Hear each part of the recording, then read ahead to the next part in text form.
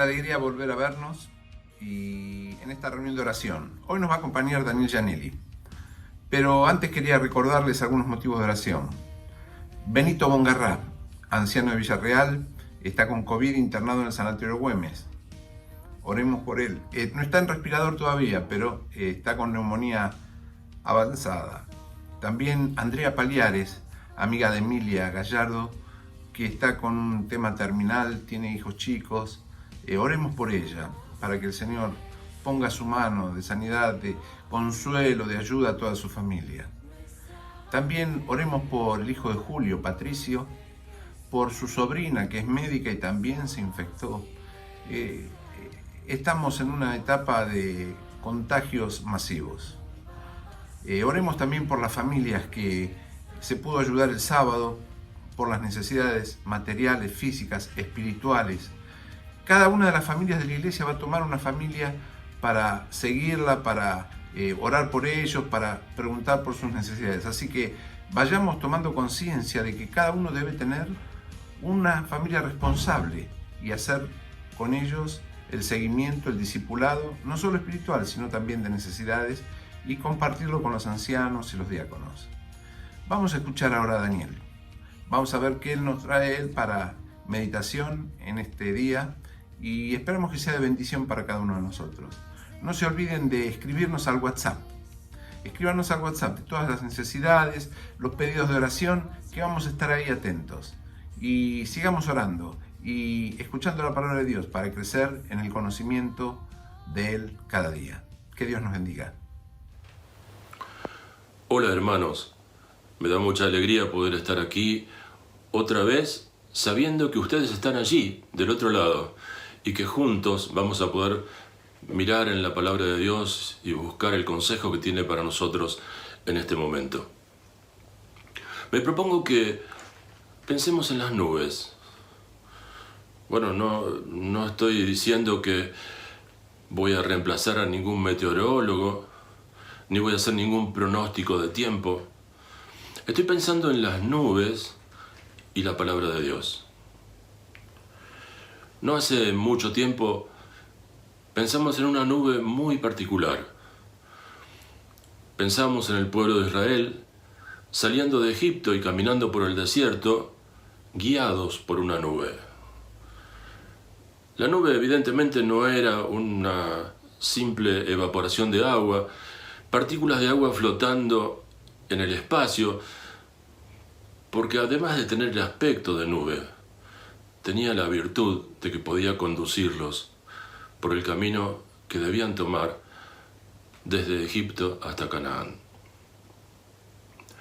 Bueno, en este momento estoy queriendo que pensemos en 3 episodios, pero ahora del Nuevo Testamento, y en particular de la vida del Señor Jesús. 3 episodios en los cuales las nubes fueron parte de la escenografía. El primero que quiero que busquemos juntos está en el capítulo 9 del Evangelio de Lucas.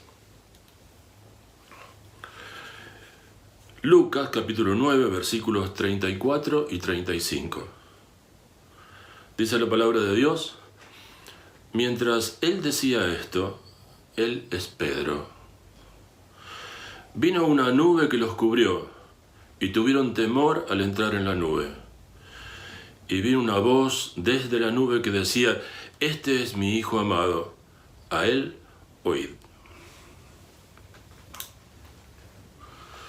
Si tuviéramos tiempo y nos dedicáramos a mirar el contexto de este párrafo bíblico, el resto del capítulo 9 del libro de Lucas, advertiríamos que el Señor le estaba dando una lección durísima a los discípulos. Les estaba diciendo que quien quería ganar su vida en el cielo debía perderla de la tierra. Bueno, no debemos interpretar esto como que había que sacrificar el cuerpo en la tierra para ganarse el cielo. No es así. Ni siquiera debiéramos pensar que hay que morir en la tierra para poder ganar el cielo. Lo que está diciendo el Señor a los discípulos es que nosotros debiéramos estar dispuestos a dar nuestra vida y de hecho embarcarnos en la tarea de hacer la obra del Señor, aún al riesgo de perder la vida, y que de ese modo ganaríamos la vida en el cielo. No era un mensaje tan fácil de digerir para los discípulos. Él los había llamado a seguirle, pero seguirle implicaba correr riesgo de vida o de muerte en realidad. Entonces, tal vez el Señor, para consolarlos, para mostrarles que había otra realidad, el Señor los invitó a ir a un monte, al monte que nos conocemos como de la Transfiguración. Pedro, Jacobo y Juan fueron con él, y en el monte dice la palabra de Dios que se transfiguró el Señor y que sus ropas se pusieron blancas como el sol y su rostro como fuego. Y estaban con él Moisés y Elías. El Señor les mostró a los discípulos la gloria del cielo. En primer lugar, para que ellos vieran que si bien esta vida de la tierra a la que los había invitado a acompañarle y a trabajar con él, era una vida difícil, una vida con riesgos, había otra vida. A la par de este mundo donde hay dolor y sufrimiento, hay otro mundo, el mundo que les estaba mostrando por una ventanita del cielo, el mundo de la gloria de Dios. Creo que también tenía esta escena otra enseñanza para los discípulos. Y es que, estando Moisés y Elías junto con el Señor, y no siendo contemporáneos ninguno de ellos, el Señor también les estaba diciendo que aunque perdieran la vida por Él en esos días, tendrían el disfrute de la gloria, del mismo modo que Moisés y Elías, y estarían con Él para siempre. El Señor se transfiguró delante de ellos para mostrar una otra imagen, la que ellos no conocían, la imagen de la gloria, del poder que el Señor tenía en el cielo. Pero dice que cuando estaba en ese lugar, a Pedro se le ocurrió hacer 3 enramadas, una para el Señor, otra para Elías, otra para Moisés. Y el Señor le dijo, no, de ninguna manera, no hagas eso. Entonces ocurre lo que leímos. Mientras él decía esto, lo de las enramadas, apareció una nube que los cubrió. Una nube que era una especie de burbuja. Los aisló del resto del paisaje. Los encerró en ese pequeño lugar donde estaban parados sobre el monte. Y desde la nube salió una voz que decía, la voz de Dios, este es mi Hijo amado, a él oíd. Tenían la posibilidad de seguir o dejar al Señor. Probablemente les haya dado miedo lo que el Señor les decía y les anunciaba. Pero en este momento, el cielo, la voz de Dios, aparece audible para cada uno de ellos y les dice, escúchenlo, este es mi Hijo amado. No es la única oportunidad en que el cielo se hace escuchar. No hubo una nube de por medio, pero cuando el Señor Jesús fue bautizado por Juan en el río Jordán, dice la palabra de Dios que estando él orando, se abrió el cielo y ocurrieron 2 hechos sobrenaturales. Dice que el Espíritu Santo descendió como paloma corporal sobre el Señor, pero también ocurrió que se escuchó la voz del cielo, que decía, este es mi Hijo amado, en quien tengo complacencia, a él oíd. Cada uno de estos dichos que partieron del cielo, en este caso de la transfiguración de la nube, son un respaldo para la obra del Señor que los discípulos debían atender. Hay un segundo hecho en el que la nube forma parte de la historia del Señor. Leamos, por favor, Hechos capítulo 1, versículo 9. Hechos de los Apóstoles 1:9. Dice: y habiendo dicho estas cosas, viéndolo ellos, fue alzado y le recibió una nube que le ocultó de sus ojos.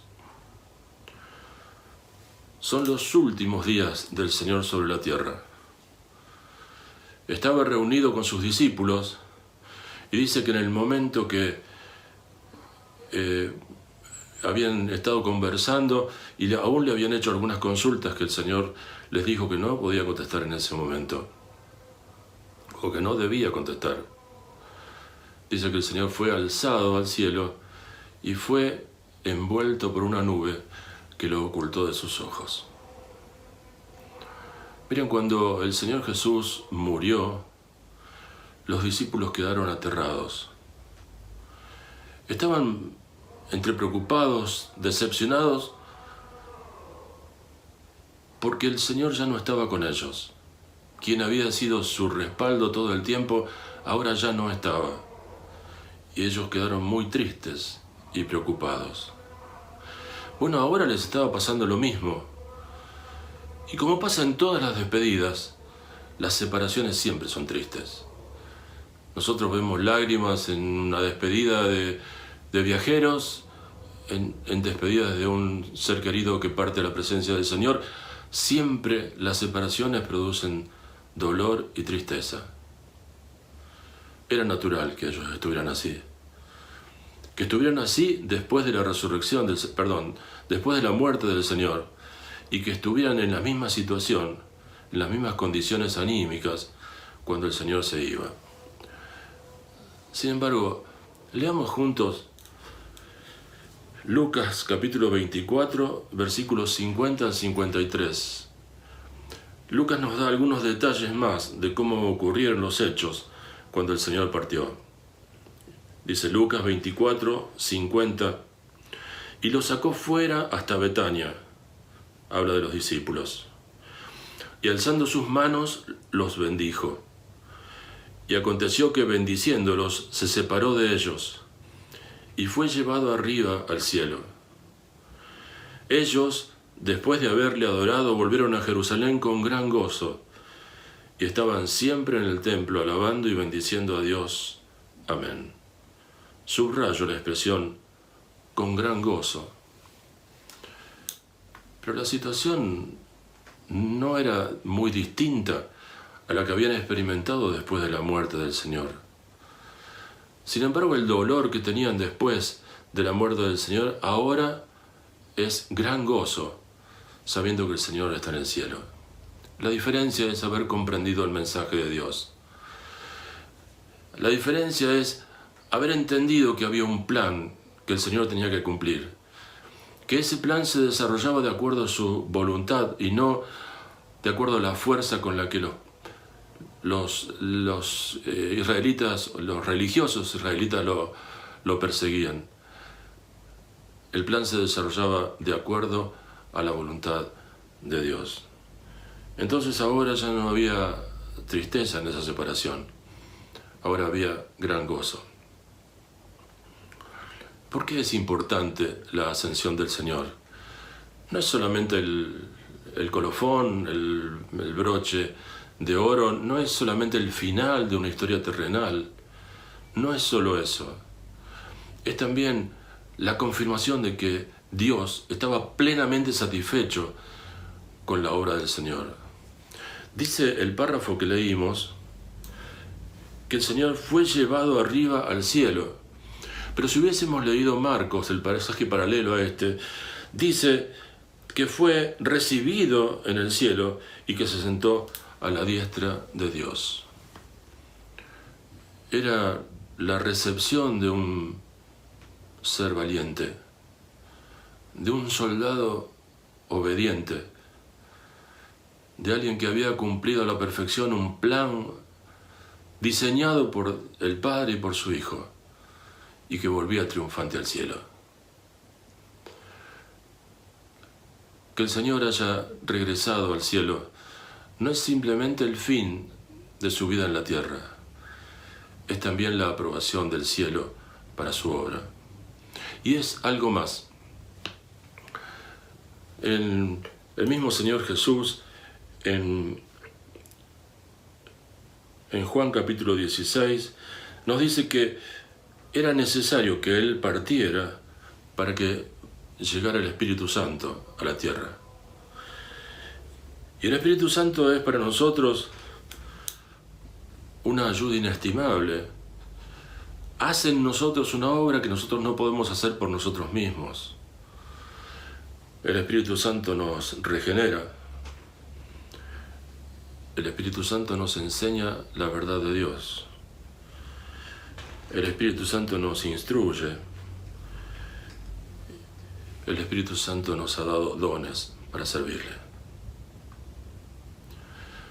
Me hace acordar al texto de Filipenses 1, cuando dice Pablo que está totalmente persuadido, bien seguro, de que el que comenzó la buena obra en nosotros la terminará o la continuará hasta el día de Jesucristo.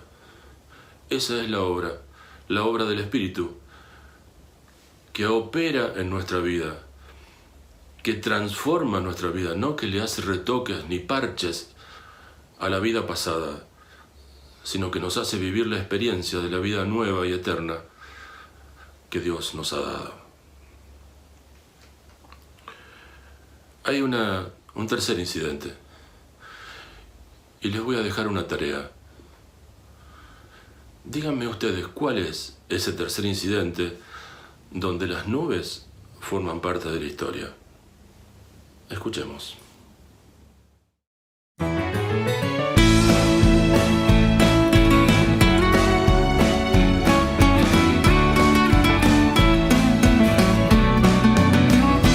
Por mucho tiempo hemos escuchado de la venida de nuestro gran Rey, y muchos son los que han descansado en esta bendita esperanza también.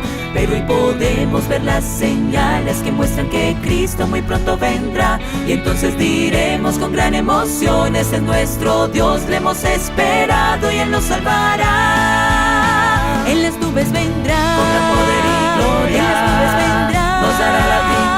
Los muertos en Cristo serán levantados y juntos iremos con Él al hogar. En las nubes vendrá, con gran poder y gloria. En las nubes vendrá, nos dará la victoria y nos llevará a la gloriosa ciudad, donde allí reinaremos y le alabaremos por la eternidad. Sabbat. Hoy el Señor necesita un pueblo para su carácter en él reflejar, que no tenga miedo de andar en el fuego para proclamar su gloriosa verdad. En su vida se manifiesta la firme confianza de Job y la fe de Abraham, y así pronto estar entre los redimidos que caminarán en la bendita luz del Cordero de Dios. En las nubes vendrá, en las nubes vendrá.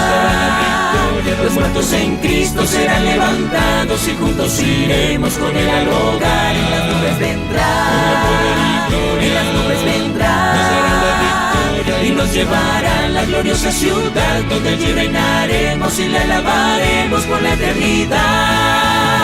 Es tiempo de nuestra antorcha levantar y al mundo con su luz iluminar. En las nubes vendrá, en las nubes vendrá. Los muertos en Cristo serán levantados y volveremos con Él al hogar.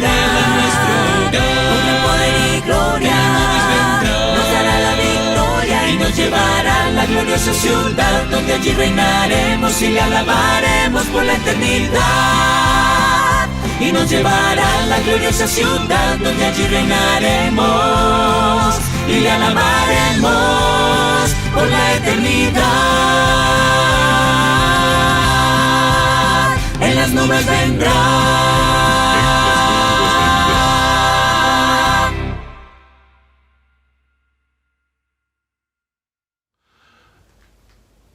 Dice la palabra de Dios en 1 Tesalonicenses, capítulo 4, versículos 16 y 17, explicándonos cómo van a ser los días previos o cómo van a ocurrir los hechos cuando el Señor venga a buscarnos.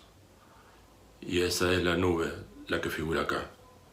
La que está en la canción que escuchamos es la nube que nosotros esperamos, que va a ocurrir como nos cuenta 1 Tesalonicenses 4.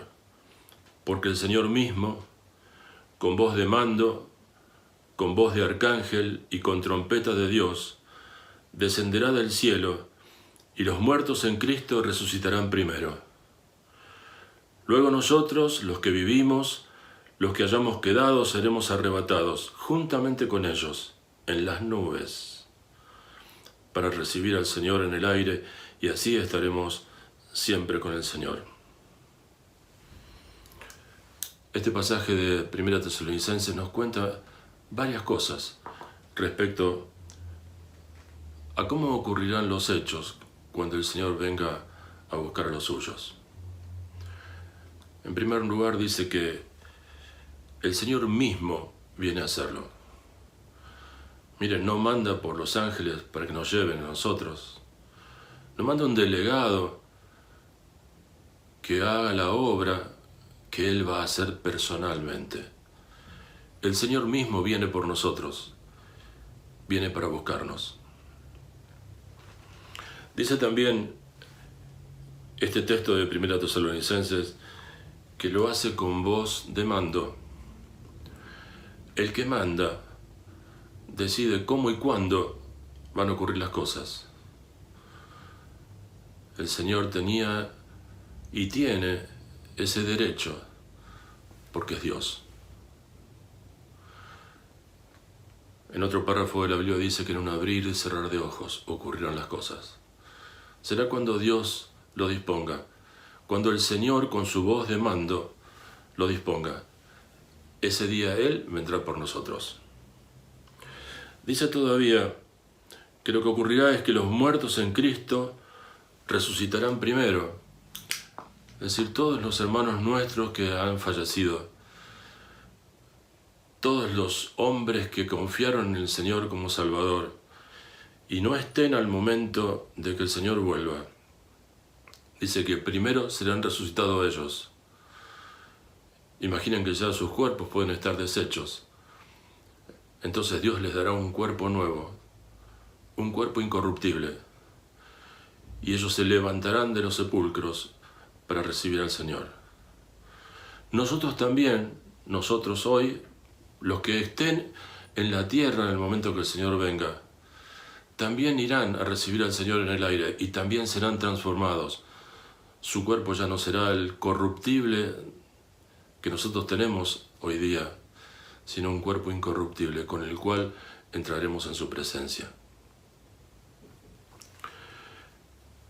Dice que entraremos juntos con los muertos de Cristo, juntamente con ellos, y será una reunión gloriosa. Miren, en esa reunión vamos a estar todos los que nos conocemos, todos los que compartimos actividades en la congregación, pero también todos los otros cristianos, de esta época o de otras épocas, a los cuales reconoceremos de algún modo, porque por ejemplo cuando los discípulos estuvieron en el monte de la transfiguración, reconocieron a Elías y a Moisés, y ellos no lo habían conocido, no había fotos para que se lo presentaran, pero lo reconocieron.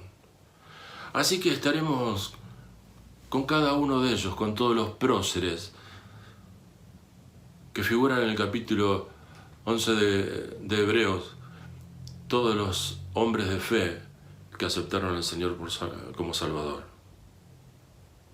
Será una reunión hermosa entre nosotros, pero será una reunión con Cristo, porque iremos juntos a recibir al Señor en el aire. Será un encuentro que no se va a interrumpir más. será un momento que se va a extender en el tiempo y ya no estaremos más separados del Señor. Porque dice el final de este párrafo que leímos, que estaremos siempre con el Señor. Miren, son detalles de cómo van a ocurrir los hechos. Pero cada uno de nosotros debe tener una experiencia en relación a este hecho. Cada uno de nosotros tiene que tener una vivencia en relación a este hecho. ¿Cómo nos encontrará el Señor cuando venga? Bueno, el consejo del Señor es que tenemos que estar como Él les dijo a los discípulos en el jardín del Edén, cuando no pudieron acompañarle en oración. Les dijo que tenían que estar velando y orando. Y esa es la condición que debemos cumplir. Tenemos que estar velando por nuestra integridad espiritual. Tenemos que estar orando para estar en contacto con el Señor y sirviéndole hasta el último día para llevar almas a Cristo. Yo sé que es difícil la situación. Muchas veces hablamos de la venida del Señor, pero son palabras y a veces no están respaldadas por los sentimientos. Porque a veces estamos tan apegados a las cosas de la tierra que estamos deseando que venga el Señor, pero por otro lado me gustaría ver a mis nietos desarrollarse en la vida. Estamos deseando que venga el Señor, pero quisiera encarrilar este negocio que estoy haciendo, que me ha costado tanto esfuerzo y todavía no lo logré. Quisiéramos que venga el Señor, pero a veces tenemos algún proyecto en la vida que se interpone entre ese deseo y la realidad. Pero la realidad es que nosotros tenemos que estar deseando intensamente ese encuentro con el Señor.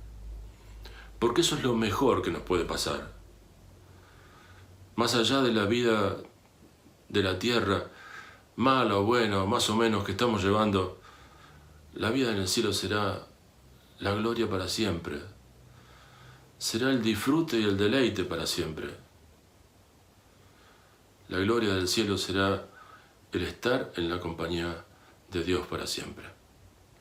Ojalá todos podamos estar deseando sinceramente ese momento y que el Señor nos encuentre ocupado en sus cosas, en lo particular, en la sanidad espiritual de nuestra vida y en lo general, siendo un instrumento de honra y de servicio para su nombre. Que el Señor los bendiga.